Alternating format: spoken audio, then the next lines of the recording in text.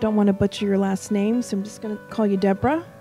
Debora has been with us before, and she is back with us again. She's blessing us with her presence. Just to give you a little bit of a background on who she is, I'm going to read directly from her bio. Debora loves to be useful in the work of Jesus, spreading what Spiritism has to teach us. She is the president of Good Harvest Fraternal Group in Newark, New Jersey, and has been married for the past 25 years and has 2 children, one attending university and the other in the Navy. She has a master's degree in psychology and works as a life coach. And today she will be presenting on the topic of, do miracles exist? Debora, please.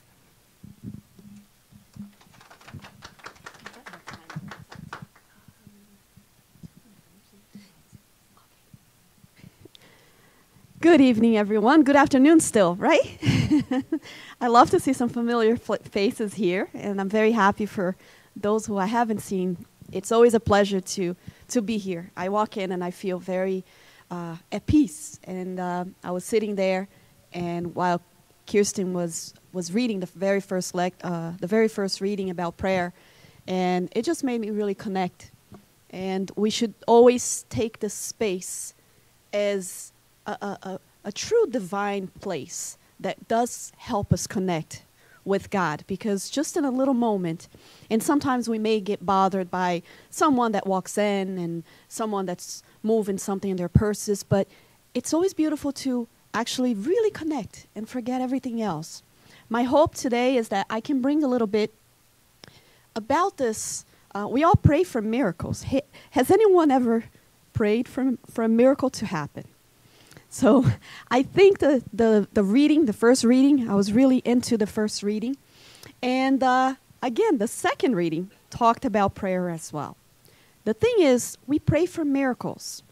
Do we walk the walk? Do we exercise what is needed? And is there such thing as a miracle?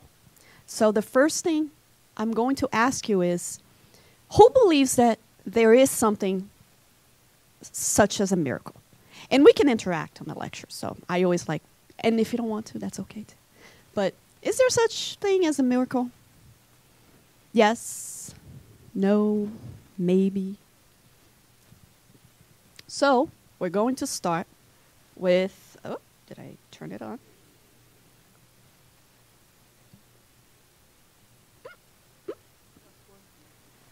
Okay, I'll go to that maybe. It didn't want to work. That's okay. If it doesn't. Okay, so miracle. Let's first understand what miracle is, because it's very important. Words are very important for us to understand what is what. First thing is, according to Merriam-Webster's dictionary, an extraordinary event manifesting divine intervention in human affairs. Is there such thing as a miracle if we're going to go with what the dictionary says? What do you guys think? Something, an extraordinary event in which divine intervention, let's say, interferes for something to happen. A divine act, contrary to the law of nature. Who believes we can go, or anything can happen contrary to the law of God? So if we're going to say that miracle goes by contrary to the law of nature, do miracles exist? No. So if we're going to say that, it does not. Now, number 2, an extremely outstanding or unusual event, thing, accomplishment. Let's say the bridge is a miracle of engineering. So if we're going to say that something miraculous is something extraordinary, something that we may not understand, something that's unusual, do miracles exist then? So it depends in which language you're going to go by. If we're going to talk about miracles as an extraordinary act in which violates the law of God, it cannot be. If we're talking about a simple ignorance of a fact, then we may call that a miracle. Are we kind of understanding so far as miracles? Okay. Oh, now it changed, but oh, I know. Okay. Okay. So I'm going to ask you a few things, and we can say there's no wrong or right. Okay? Some, yes, there is, but no one's here to judge anybody else. Can an object heavier than air fly? What do you guys think? The incarnates have to answer too, not just the incarnate. Okay, so yes, right? Second question.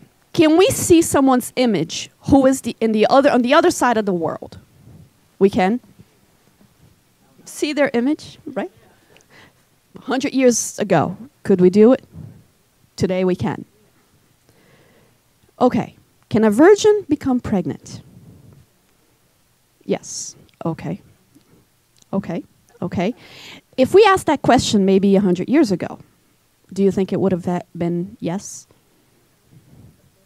Let's go 500 years ago. Oh, let's go 2,000 years ago.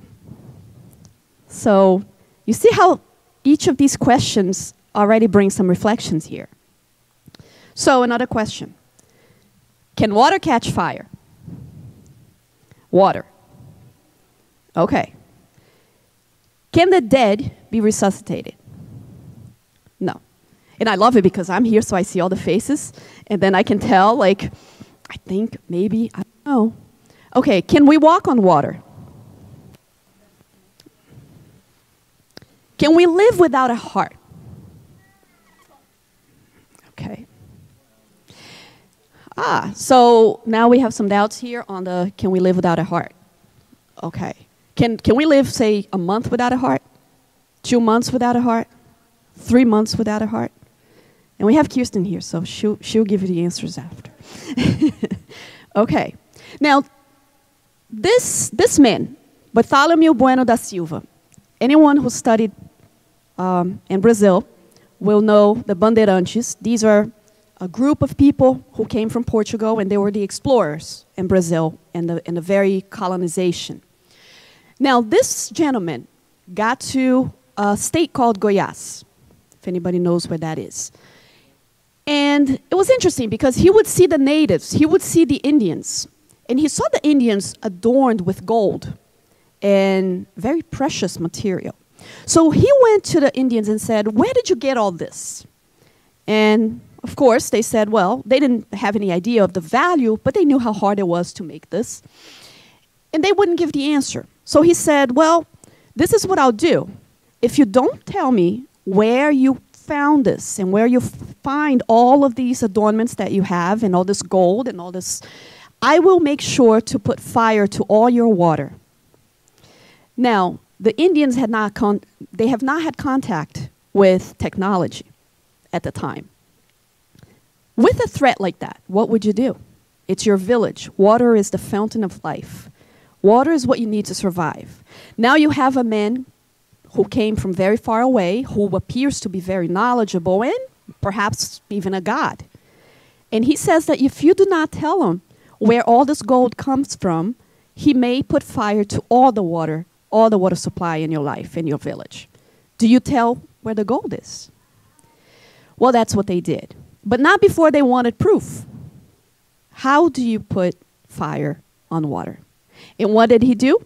He would take a container, right? Bartholomew took a container and he put a liquid that resembles water. And he sets fire on it. So from those who were seeing this and have never seen the power of fire being set to a combustible material, was it a miracle? For those who knew nothing about it, it was a miracle. So for them, of course, they gave the way of the gold. So the ignorance that we say, sometimes we call someone ignorant and we take it as offense, but it's just the absence of the knowledge.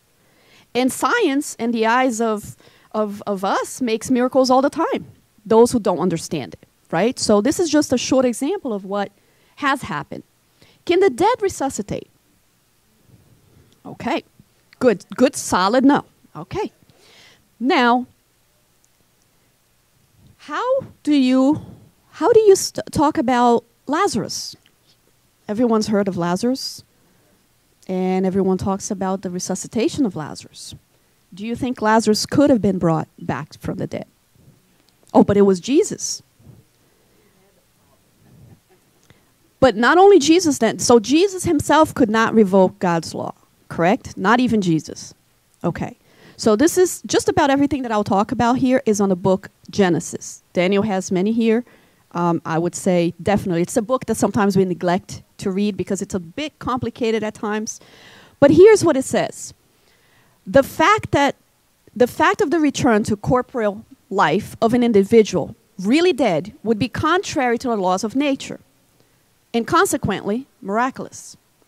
If among us the appearance of death sometimes deceives the most celebrated physicians, accidents of this nature must have been much more frequent in a country where no precaution in regard to it was taken and where burials were immediate. In all probability, in the two cases, well, there's another case, the disease could be syncope or lethargy. Jesus should have been able to recall the spirit to the body, which it was ready to leave, as the perispiritual connection was not broken. For men of that time who believed a person dead when they ceased to breathe. Do you think today this still happens? People are pronounced dead and they haven't really completely, their spiritual connection are still there. So it's very important because when we get to item 15, when we get to chapter 15, item 39 on Genesis, it's very clear to say that the perispiritual ligation to the body was still connected. So Jesus saw this. That's why I love this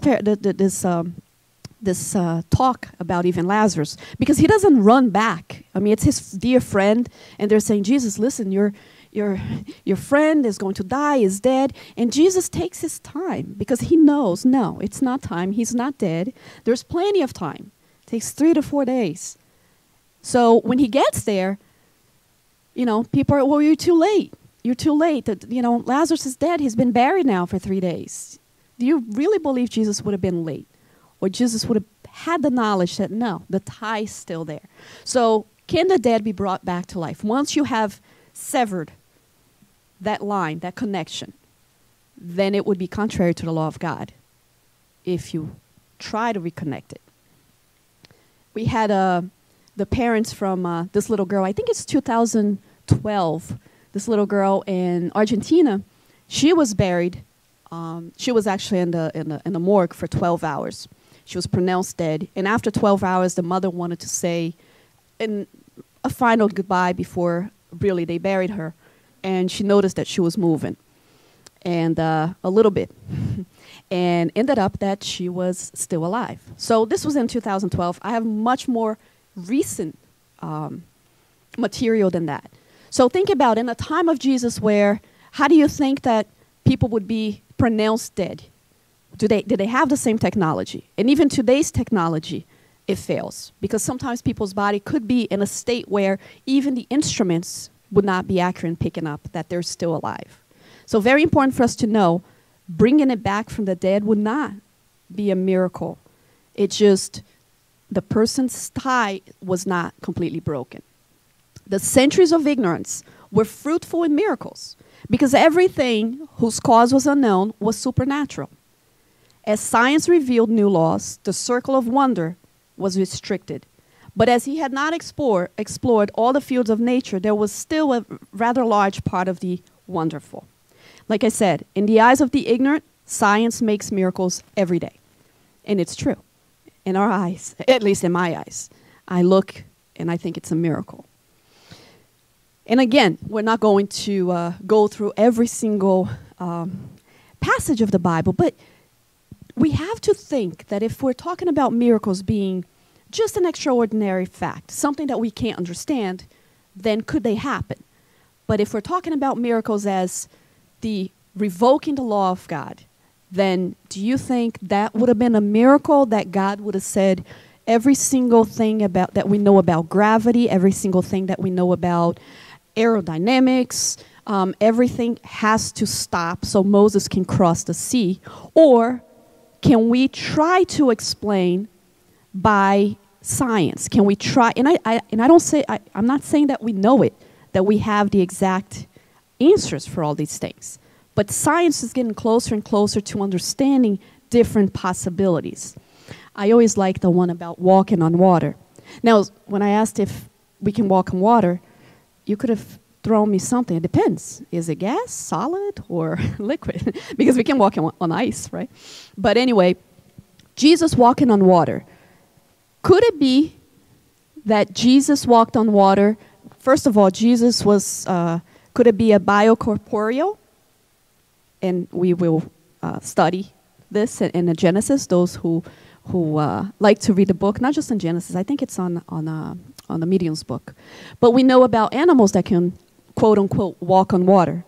Did we ever hear about those? Are those little geckos? I forgot what they're called. Not just fish. There's some fish that actually can't be submerged. But there's some small animals really, that cannot be submerged. The very outer skin of their bodies can't go underwater. So it gives the appearance that they're walking on water. Did you ever throw a rock that it just bounces off? And then if you take a camera and you do slow camera, what is she doing? She just did a miracle there. So it's very important for us to know. Yes, but Jesus could have walked on water, let's put quote unquote. But what about Peter? Well, Peter walks on waters, possessing mediumship of physical effects, aided by highest spirits. And wrapped in a master's fluids, Peter was able to levitate on the water just as Jesus did, but dropping his vibration by the absence of faith, faltered. Now, I know a lot of times I give this example. At the end of the lecture, the person usually asks me, well, can you explain exactly? I can't. I can't explain exactly because I can't explain the exact, how do they say, the mediumship of physical effects in itself is a study that we can do for a whole year. How exactly it works, we have to study and study and study. Is it possible? It's perfectly logical. It's perfectly able to be done. Absolutely. Can we, is there such thing as writing on that book right there without anybody touching the pen? With a medium of physical effects, it could happen very well. But how do you do it? Again, that's for another lecture.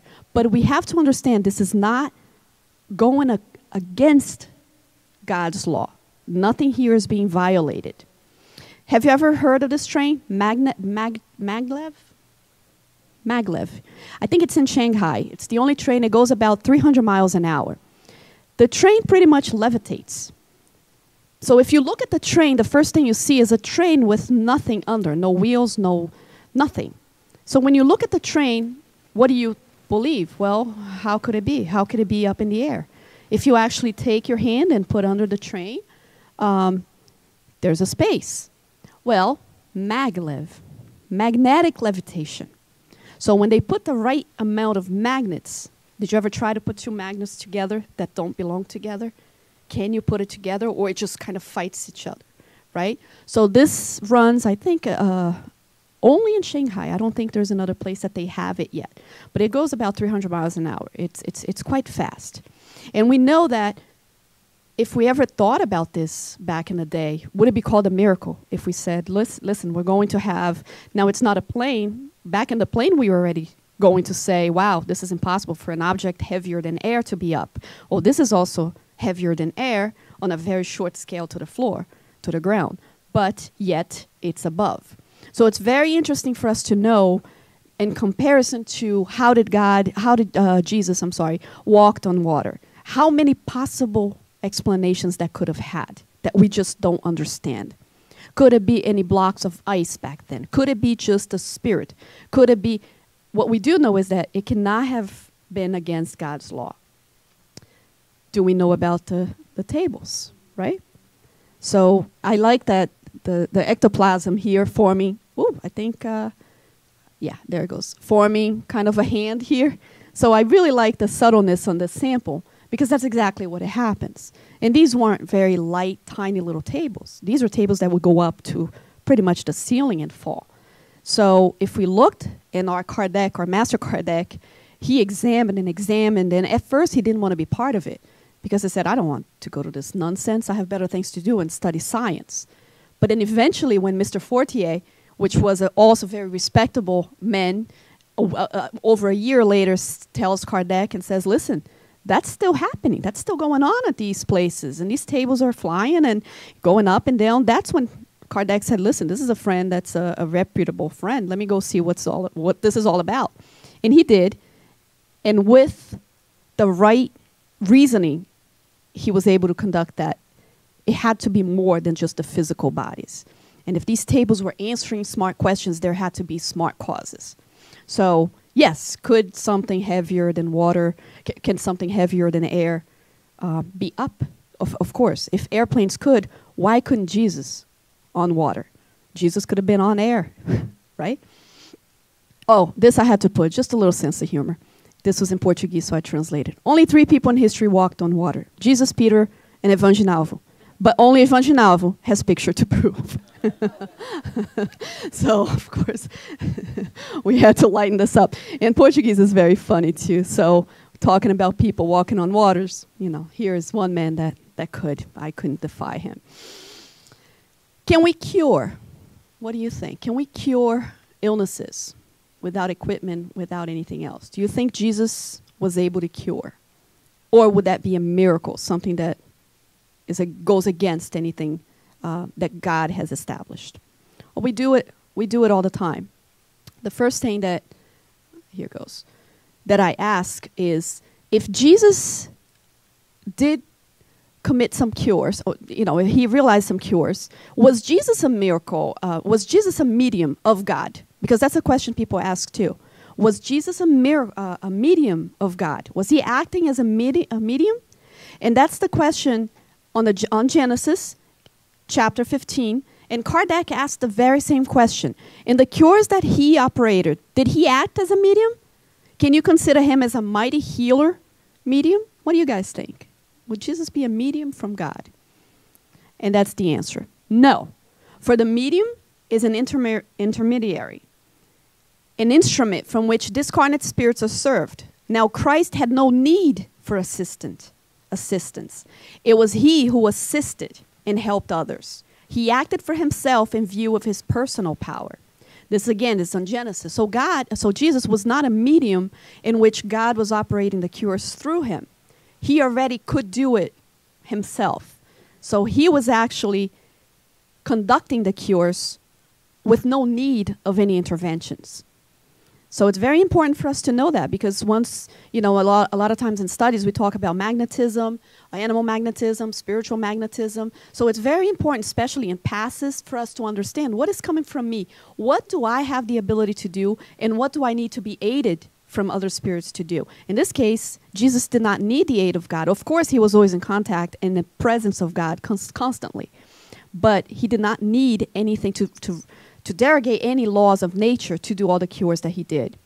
We know also, this to me was one of the most amazing questions that I had studied in this whole lecture. I like the beginning of this passage, but this is what caught my attention.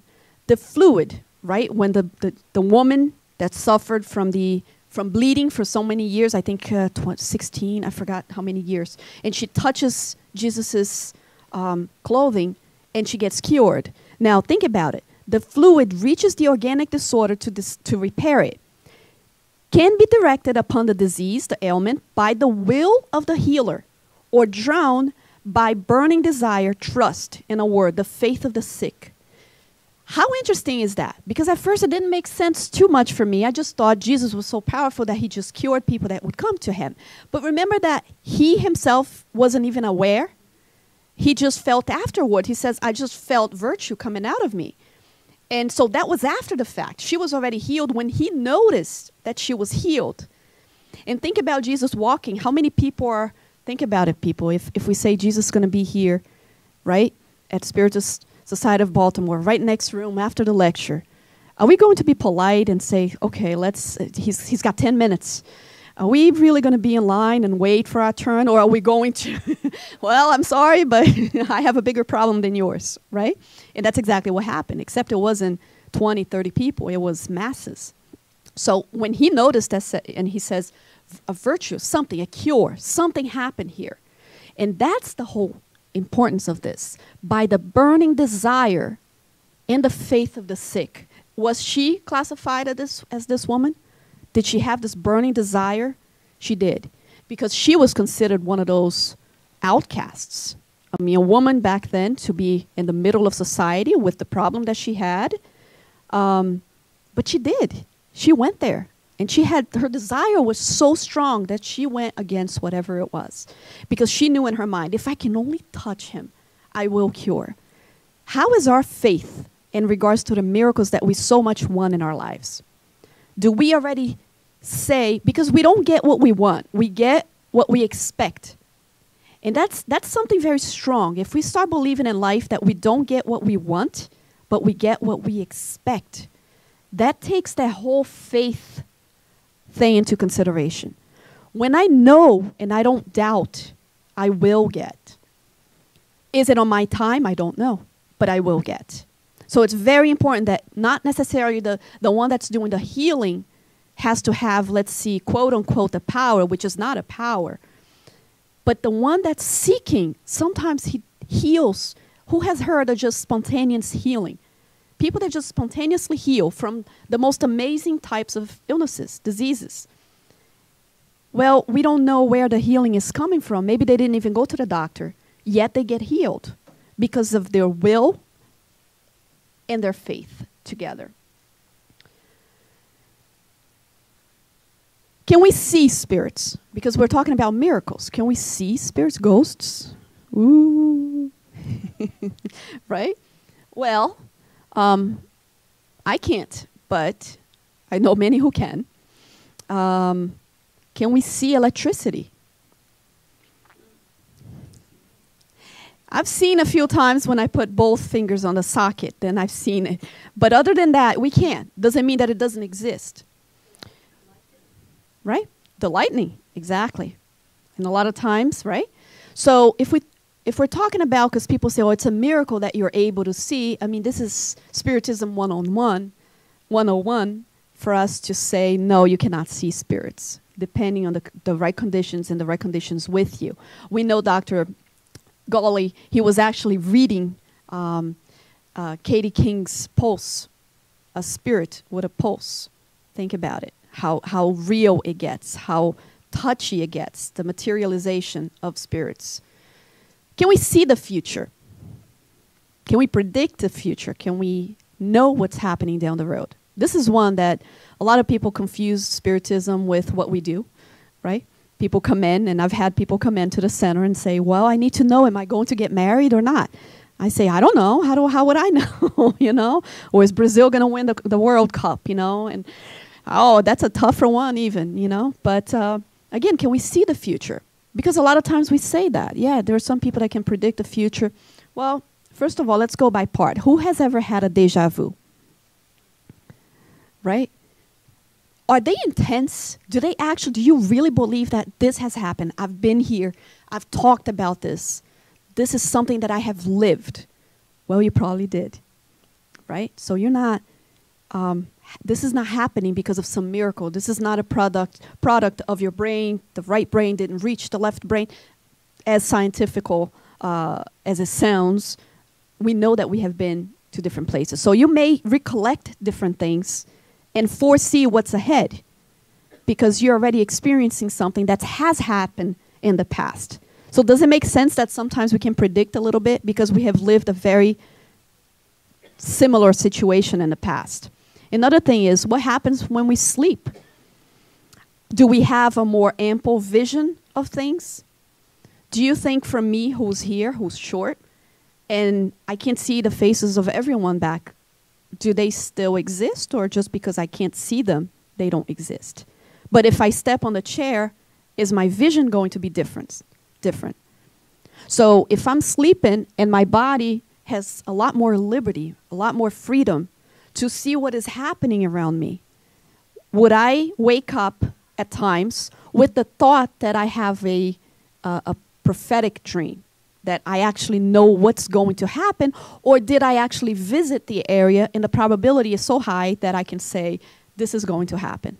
Which one makes more sense? A miracle that you're just a prophet and you know the future, or scientifically your body actually went, saw what was happening, and the probability is this is going to happen.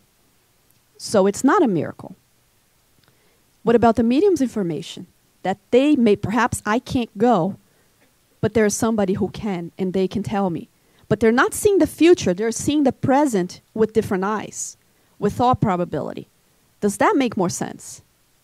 As far as speaking as far as speaking about miracles.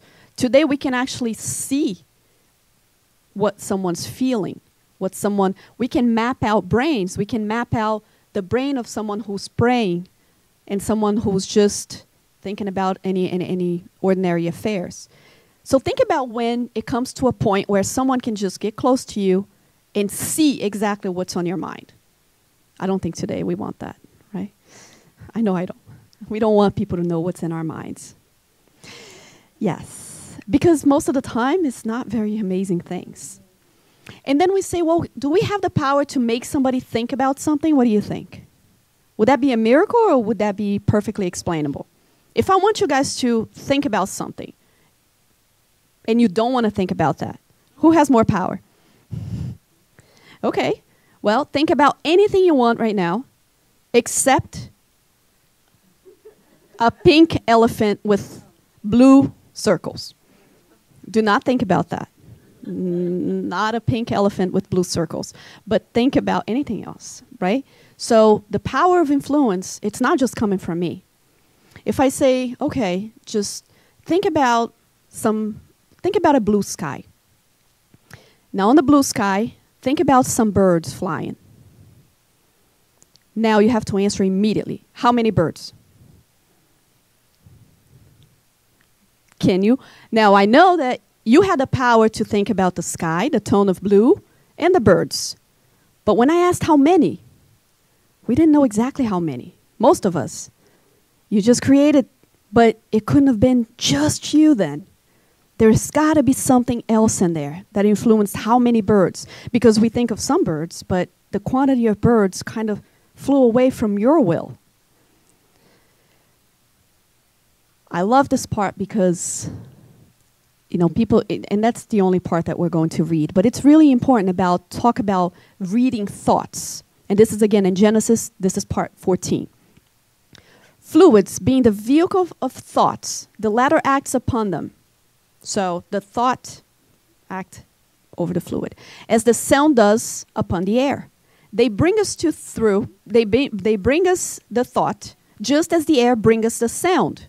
We can then say, with all the truth, that in such fluids are waves and rays of thoughts that cross each other without ever becoming entangled, as do the waves and sonorous rays in the air. Moreover, the thoughts create fluidic images. Now think about it. So my thought will create fluidic images and reflect itself back on the perispiritual body as on the mirror. The thought takes on the body and somehow photographs itself on it. Let us say, for example, that a man has an idea of murdering someone. Although his material body is inactive, his fluidic body is, through the thought, put into action, reproducing from this all vibrations. The act he tried to practice is executed fluidically. The thought creates the image of the victim, and similarly to a picture, the entire scene is drawn precisely as it is in his spirit. Sounds very complicated, but if you think about it, whatever you think, there is actually a fluidic image of the very thought. So your own wish to cause something is already putting that into action. And people might be able to see that image that's already there. So that's why we say, be careful what you think. Because, we can already feel people, right? We already have this. When you sit next to something's not right with that person. Or we can pretty much, if we become more in tune with people, their body image, everything else, you start noticing what they can think. The ones that are very close to you, who started a word and the other one finishes. I knew exactly what you were going to say. People that are very together, and tests have been done on this. But it's very scary to know that the spirits have a much higher and much accurate sense of vision than we do, because there's not much obstacles. So the minute that I put a plan, in this case, in this example, of murdering, well, I'm already connecting with everyone who's seen the same scene and believes, oh, I can do that too. Oh, great, he's thinking about this. Let me get closer, because that's also my wish. Whether in and real people here, incarnates, we can't kind of go out and tell everything we're talking about, the vengeances that goes through our minds or whatever it is. So that's a very interesting thought because, again, it's not a miracle for someone to be able to see, to read your thoughts. I like to use an example. Think about this man, and he's up in a mountain. Now, let's think about right by the river, let's call it a river. Let's think about there's a few people going on a trip, and their car is traveling along the river. Now, their car is very slow, and they have the whole family. And right up there are some people who plan on robbing them. Some people who plan on doing, they're doing some kind of a trick so they can, when the car gets close, they're going to rob them. Now, this man is you. So you see what's going on. You see the family traveling. You know the speed of the car. You see everything. Now, you know that those people already planned some rocks here for the car to slow down. And once the car slows down, they'll come out of some trees and get them. Then you go down and you run somehow. I don't know how that's possible, but you run.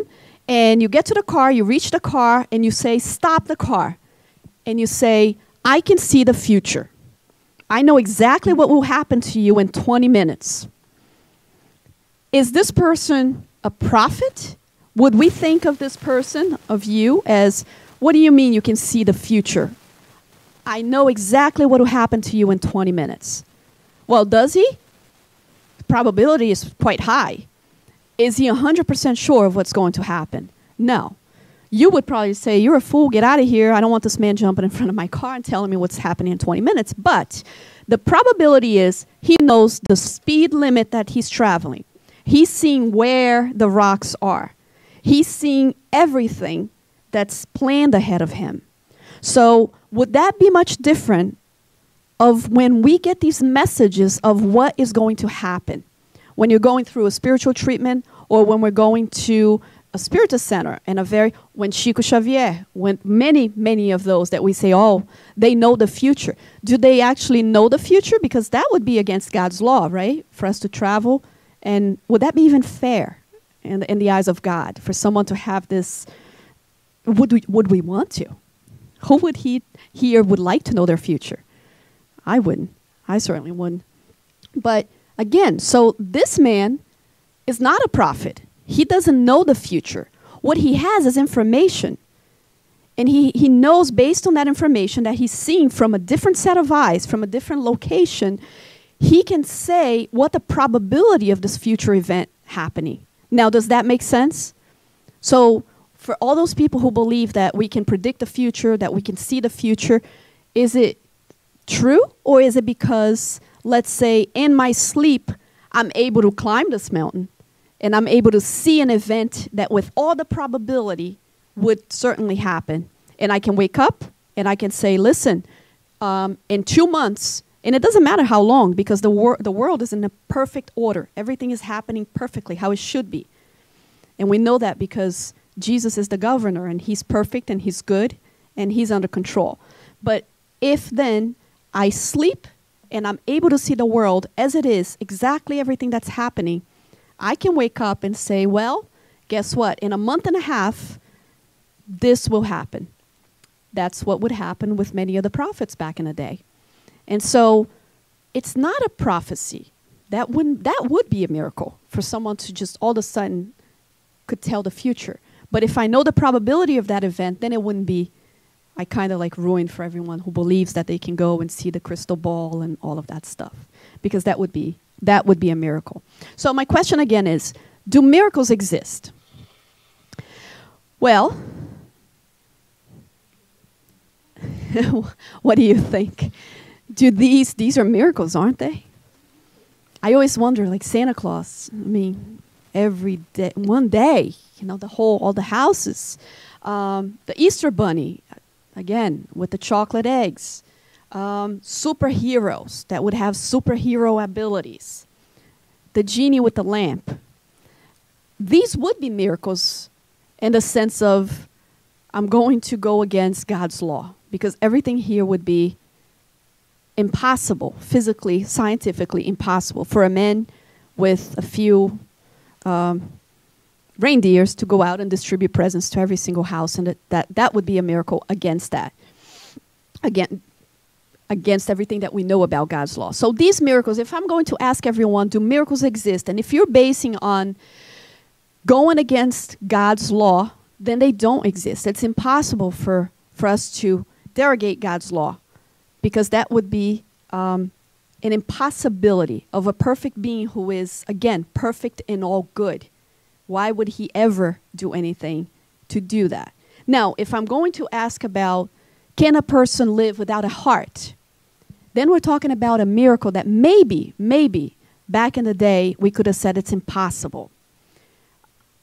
Ozana Simmons, this lady, lived 118 days without a physical heart. Would that have been considered a miracle at some time back then? They had to put an artificial device to keep her going. The first time her heart was rejected, then they tried a transplant. And then the second time, they had to wait until a new heart came. So today, by today's standards, you can live without a heart. Do we know how long it's going to be for? Who knows? I have no idea. Can we live without a spirit? No, we can't. Correct? So very important. We know about Carlos Rodriguez. A lot of times we think and we say, this is a miracle. He lives quite well. Very functioning member of society. This was after a car accident. So a lot of times we see something and we say, this has got to be a miracle. Which sense would that be a miracle? And God saying, you'll be privileged. After whatever happened to you, you're going to live without practically half a brain. Or science yet has not understood how everything got rewired. Dr. Barry Marshall, he was convinced that the H. pylori bacteria caused stomach ulcers, but no one believed him, since it was illegal to test his theory on humans. He drank the bacteria himself, developed ulcers within days, and then treated him with antibiotics and went on to win the Nobel Prize. So I like to see miracles as these kinds of things, the things that brings us that extraordinary sense, for us to believe that there is something so much more than we can understand. Then can miracles exist? Absolutely, in a way that surprise, that we just can't understand, and then we classify as miracles. We know Jonas Salk. He chose not to patent his 1955 polio vaccine, making it more affordable for millions of people who needed it. As a result, he missed out on earning an estimated $7 billion. Thank you, Dr. Salk. This to me is considered a miracle. When the human being can do such thing as, I could have made $7 billion if I've patented the polio vaccine. Yet, he leaves his own egoism in pro of the society, in pro of his own human fellows. This little girl who would get little teddy bears and all of that, and she would sell her teddy bears, collect money, and give it to charities that would help real animals. This is part of this miracle that we all try to talk about. And this is the miracle that we, even as Spiritists, have to really push people to say, look, humankind is good. And we have to believe in humans and the possibility of doing good things as far as this miraculous movement. During a wildfire in Australia, this koala approached the firefighters with scorned paws, looking for help. When I saw her, I was overwhelmed. I got choked up. I gave her water, and she reached out and held my hand. This guy buys turtles for $50 in markets and releases them immediately after. How many miracles we see every day? These little acts, ordinary people making and doing things in a way that they put their own lives at risk to do things for others. These, to me, are acts of miracles. We see children, and more these days, these children that are being born now, already with this desire of doing good, especially with animal causes. We see more and more these days. We see here as an example at Hurricane Katrina, was it Katrina, I believe, people that were just completely donating and doing whatever they could. In this case, they put free power for people to, whoever had a generator back in the day. Was it affected here too? I think you guys didn't get it, right? In Jersey, yeah. We were, I think, 11 days with nothing. And that's when you notice, when you look at your house, and nothing there is worth anything anymore. Because you don't have heat, you don't have food, and you don't have the people anymore. You have to leave. This place, this is in Turkey. The owner of this bakery puts the bread out of his bakery and puts a sign saying, if you are needy, take it for free. This to me is an act. It's truly what we can call the closest thing to a miracle happening in today's day. This man, this group of men go into homeless and they leave their gifts. And we can see a picture being taken without the man's knowledge afterwards. And for him, praying and thanking God that somebody had stopped by and left him with some clothing and some food. This to me is an example of the miracle that we really have to worry about and not going against God's law. This man, I believe it's in Thailand, he goes around the streets because he's a barber and he just offers free haircuts, obviously. He just goes and asks anybody who wants a haircut. Who would want to touch someone's hair of someone who's one of those leprosies back in Jesus' time? We see people getting together, in this case, holding onto a man who was trying to commit suicide. And people can join and really, really realize what we should understand of what a miracle. And someday to understand that this is not a miracle, this is just the best in human being. I love this Australian man who was living by a cliff and has prevented around 160 suicides in his 50 years of living there by striking up a conversation with people who are contemplating suicide and inviting them to their house for tea. Is this a miracle that with a few words you can save somebody's lives? This to me is what the miracle that we have to exercise. This little boy, on his way to school, he found a blind deer in his neighborhood. And every day, he's 10 years old, he walks from one grass patch to another on his way to school so the deer knows where the food is. This to me brings us back to understanding that this is the type of miracle that we should be concerned about.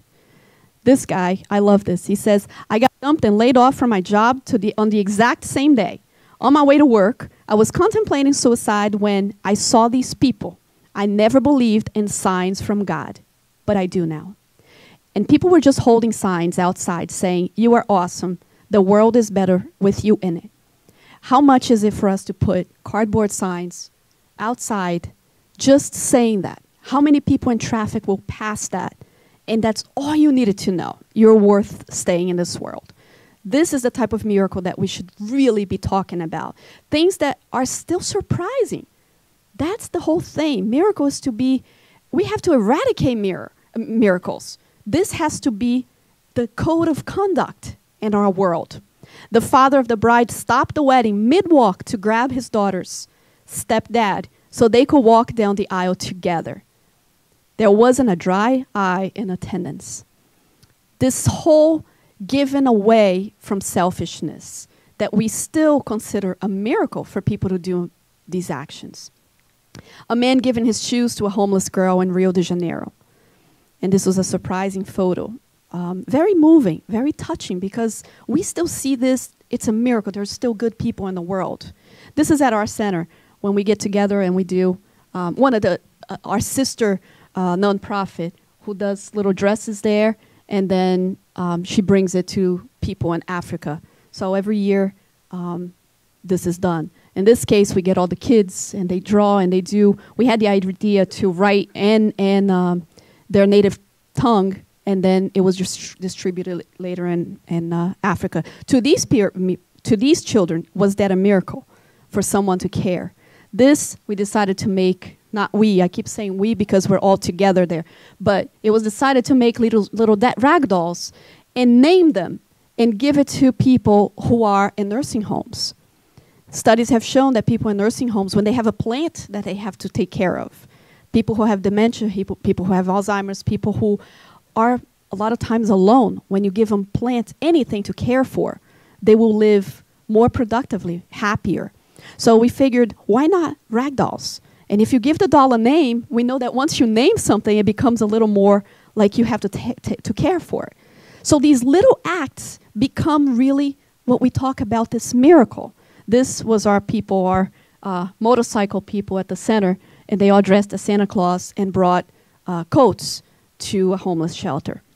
So Nietzsche would say that, and to those who were seen dancing, and those who were seen dancing were thought to be insane by those who could not hear the music. I like this phrase very much, because for us who cannot hear the music, everything is considered a miracle. For us who don't understand, for us who look at these kinds of, these acts of kindness, sometimes we don't believe it. We think these people are not of this world, but we're all in this world, and it's very possible. And this miracle that things are against God's law, of course, that would be a very description of insanity, because our God is good and He's just. I also love to think about maybe it's about ordinary and kind people realizing extraordinary acts of love. Maybe that's the closest definition of what a miracle is in our eyes these days.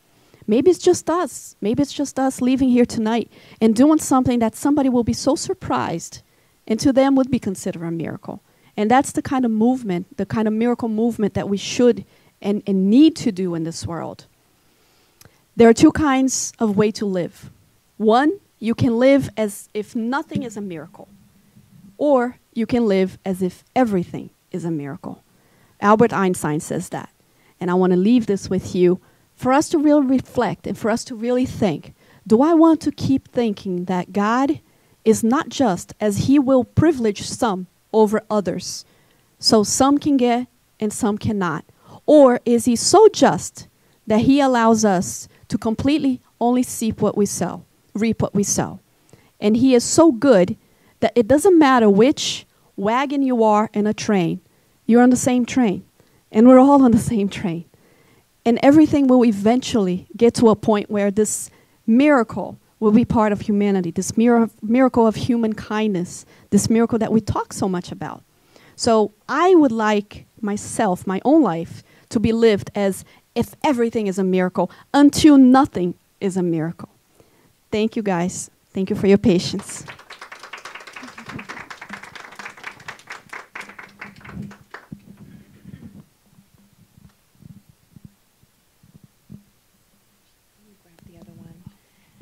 So you can answer any questions. So thank you, Debora. If anyone has, is it working? Nope. 1, 2. If anyone has any questions or comments they wanted to share, now would be the time. 1, 2. No. It's okay, I can speak. Okay. I can speak. All right, just this one. Any, any questions or comments?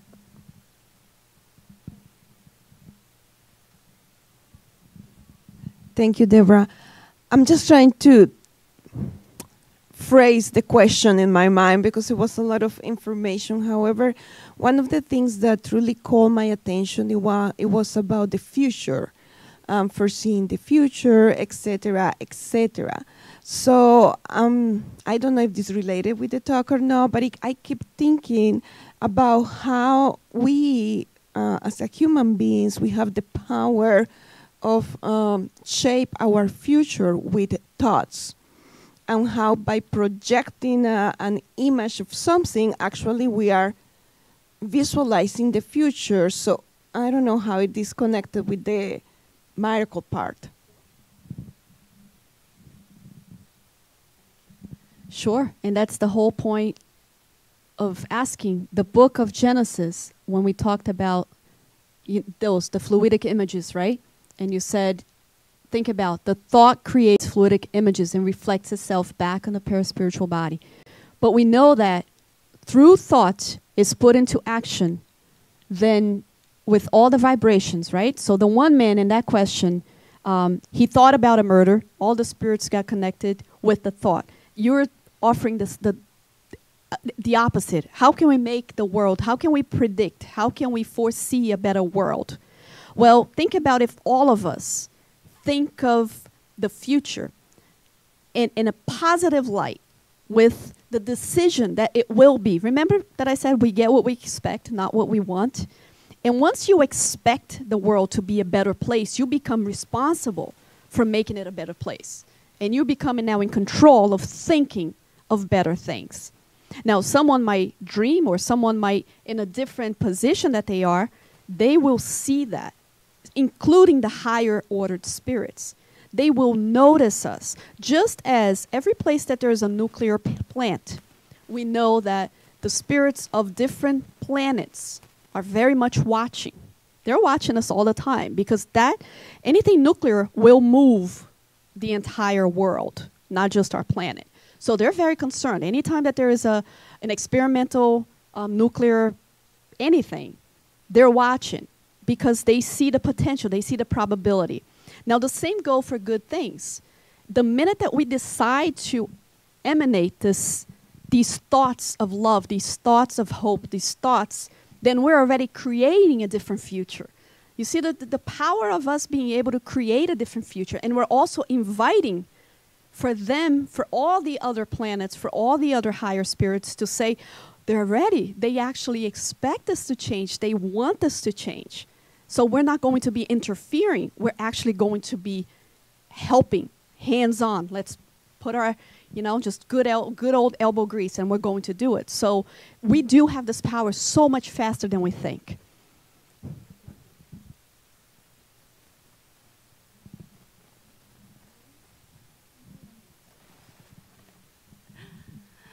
Yeah, a lot of information. While you were in old times, times of Jesus, where the ignorance was much higher, like you showed, so much more miracles was happening. So I was thinking, who was better off? Those that believed in miracles? Or those that they want to be more realistic mind, skeptical? I want to, like Thomas, I want to see, to believe. Who would be the one that would take more advantage? And the same is true even today, because although we know much more, but much more is unknown, like Einstein said. So that final quote of Einstein was the answer, I think, for us to think about, shall I better off live if everything is a miracle? Or if nothing is a miracle, but be very intelligent, very perspicacious to go after the reason and say, look, there is a possibility, there is a probability. I don't know the 0.01%, but there is a high probability if I do this, that. Which one would be better off? And I like this because remember how Plato said, I only know, Socrates, sorry, I only know that I know nothing. But that gives me an edge over those who believe they know. And I love the second part of that, because we always know that I only know that I know nothing. But then I like the second, that he says, and that gives me an advantage over those who believe they know. So when you get to this phrase of Albert Einstein, there are two ways of live. You can live as if nothing is a miracle. And I think we can fit into both of them. The way I believe that you can live as if everything is a miracle goes hand in hand with being humble. Because if you believe everything is a miracle, at the same time, you are accepting that your ignorance. You are accepting that you don't know. So, in a way, I like to coin the second part of that with, I like to live my life as if everything is a miracle, in the sense of, I know how ignorant I am of the events of everything that I don't understand.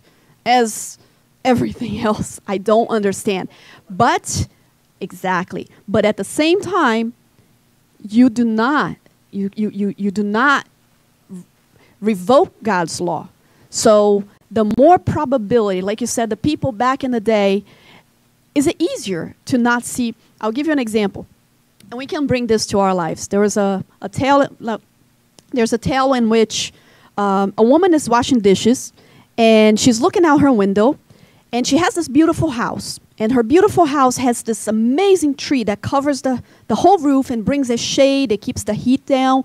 And this house, everything about this house would be because of this tree. So she's washing dishes one day, and she looks out the window and she sees a squirrel coming out of the inside of the trunk. What does that mean for the tree? The tree's dead, right? It's hollowed. Now, think of you being that person now. She saw the squirrel. Can she play as if she never saw the squirrel now? Right? She saw the squirrel. She knows now that the very basic house that she lives and she depended on this tree can fall apart any time now, because if a lightning hits the tree, she knows it's hollow. It's no longer a safe tree. So if we bring that in connection with what we were talking about, we can pretend not to see the squirrel, or we can accept that the squirrel did come out of the tree and now it's my obligation to do something. So I think that brings into, back in Jesus' time, some people did not see the squirrel. Some people did not see the facts. But now we do. And we still have much more that we don't understand, and we still will do. So until I reach that, I have to be humble enough to know that, to me, everything is a miracle. Yet, I cannot continue on believing that nothing is a miracle. Because, again, if you choose to see the squirrel and accept it, now you have to study and understand all the probabilities of this tree falling. So I think it's a different, it's a bit hard to get the concept, but if we think about it, it goes hand in hand.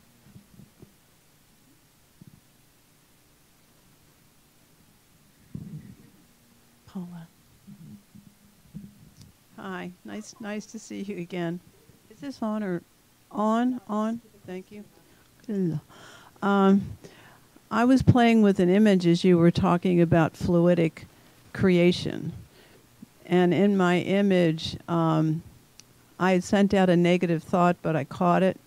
So then I saw all these little spirits putting their brakes on and turning around, which led me to keep thinking, I wonder what's happening when people are confused, because they're sending out one thing and then another thing, or maybe like a person who says they're agnostic.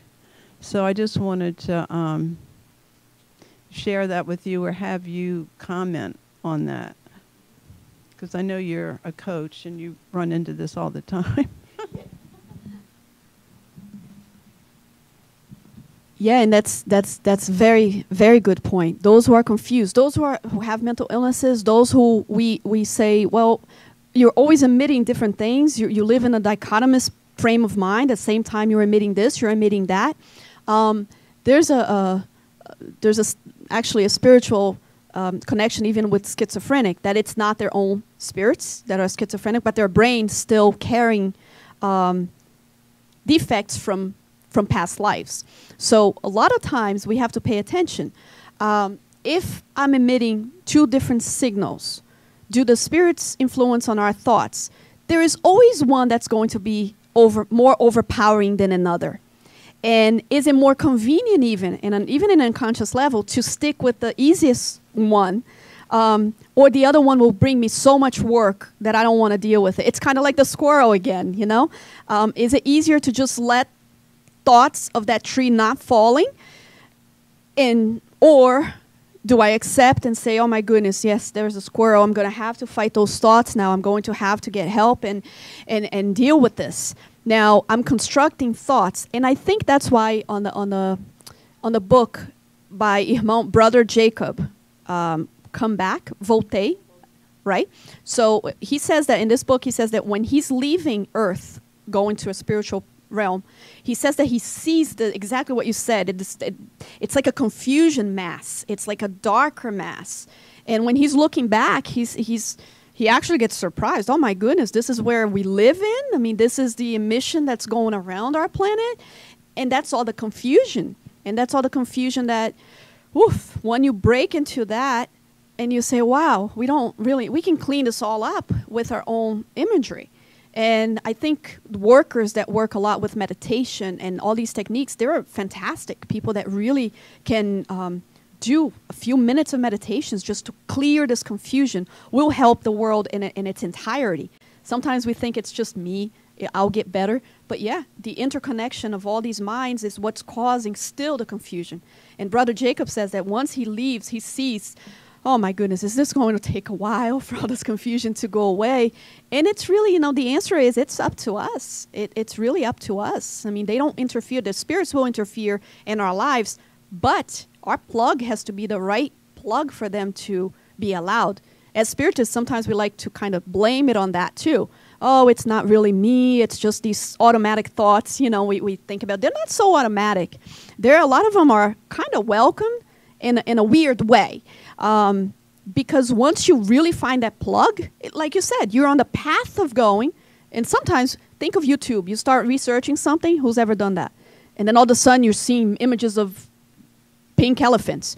Nothing to do with what you started to do your work on. So, yes, you're influenced in a way. But at the same time, you had the power to press the button, go backwards.